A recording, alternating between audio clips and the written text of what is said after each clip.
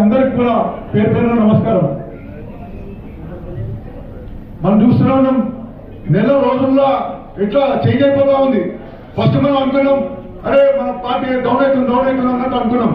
కానీ వారం రోజుల మన కేసీఆర్ గారు ఎప్పుడైతే ప్రెస్ మీట్ పెట్టిండో ఆ 3.5 గంటలది మొత్తం తెలంగాణ అంతా వాతావరణం అంతా మారిపోయింది.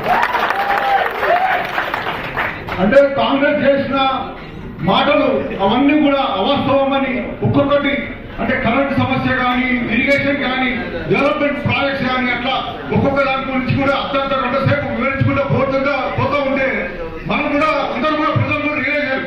అరే అట్లా చేసుకుని వచ్చింది కేసీఆర్, అట్లా డెవలప్మెంట్ చేసుకుని వచ్చిండు, అట్లా సాధించిండు ఒక్కొక్క పనిని అట్లా చెప్పుకుంటూ అందరూ కూడా రియలైజ్ అయ్యారు.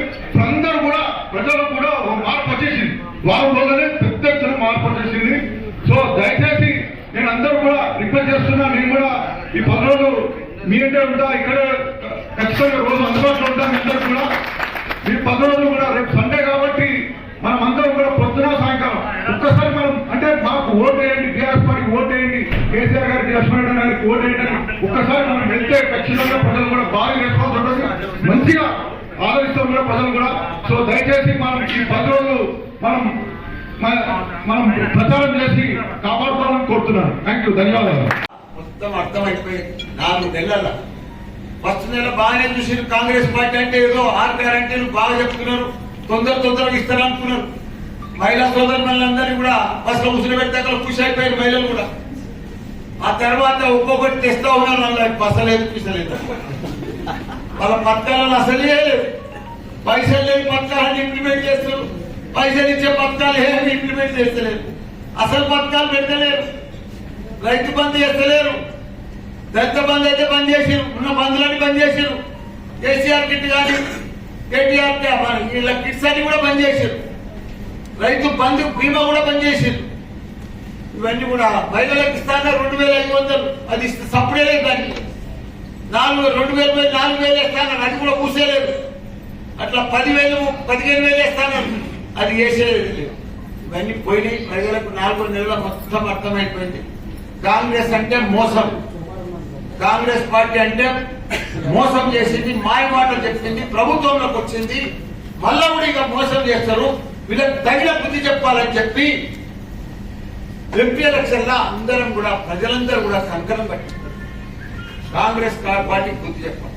ఇక బీజేపీ పార్టీ అంటేవా అది 10 ఏళ్ల సంది మోసం చేసుకుంటూనే వస్తున్నారు.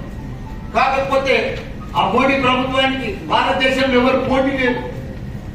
కాంగ్రెస్ బీజేపీ ఉంటే ఇప్పటిదాకా వీళ్ళు లేకపోతే వాళ్ళు వద్దు, వాళ్ళు లేకపోతే వీళ్ళు వద్దు. ఇప్పుడు కాంగ్రెస్ మొత్తం దివాళీసింది. ఆ బీజేపీ 10 ఏళ్ల సంది ఉన్నది. వాళ్ళు ఇష్టం ఉన్నట్టు ధరలు పెంచుకుంటూ పోయారు. గ్యాస్ సిలిండర్ ధర, అన్ని ధరలు పెంచుకుంటూ పోయారు. రైతులను కూడా 750 మంది చంపినారు ఢిల్లీలో ధర్నా చేస్తారు. బీజేపీ 1200 400 ఉన్న సిలిండర్ 1200 చేసింది. అన్ని పిల్లలు చేసింది మన ప్రైమ్ మినిస్టర్. కాబట్టి వాళ్ళు మోసమే. 2 జాతీయ పార్టీలు మనకు మోసం చేశారు. 2 జాతీయ పార్టీలకు ఈసారి తగిన బుద్ధి మన ఎంపీ ఎలక్షన్లో గ్యారంటీగా చెప్తారు. ఎందుకంటే ప్రజలంతా కరెక్ట్ గా అర్థం చేసుకున్నారు. ప్రజలకంతా కూడా ఆలోచన పర్ఫెక్ట్ ఉన్నది. ఎవరిని నమ్మేది కాదు. నమ్మకం అంటే కేసీఆర్ మీదనే, విశ్వాసం అంటే కేటీఆర్ మీదనే, భరోసా అంటే బీఆర్ఎస్ పార్టీ మీదనే అని మొత్తం డిసైడ్ చేసుకుని ప్రజలందరూ కూడా మనకు 10 నుంచి 11 సీట్లు వచ్చే అవకాశం ఉన్నది. తప్పకుండా రాజకీయ లక్ష్మారెడ్డి గారిని మనం భారీ మెజార్టీతో గెలిపించే బాధ్యత మనందరి మీద ఉన్నది.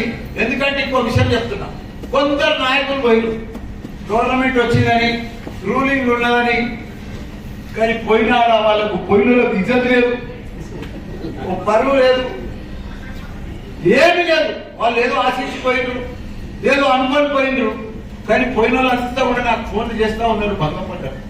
అన్నా మేము మర్చిపోయి వచ్చినామన్నా, నీలాంటి లీడర్ దొరకడన్నా, నీలాంటి లీడర్లు మేము చూడలేదన్నా, ఇప్పటిదాకా నీలాంటి మల్లారెడ్డి అన్న నుంచి మంచి మేము చూడలేదన్నా, మీ దగ్గరికి వచ్చింది మేము చాలా బాధపడుతున్నామన్నా, ఇదంతా మోసపోయినామన్నా, ఇదంతా మోసం జరుగుతుందన్నా, 4 మొగోళ్ళన్నా మాకు. నేను ఈ బాధ భరించలేకపోతున్నామన్నా.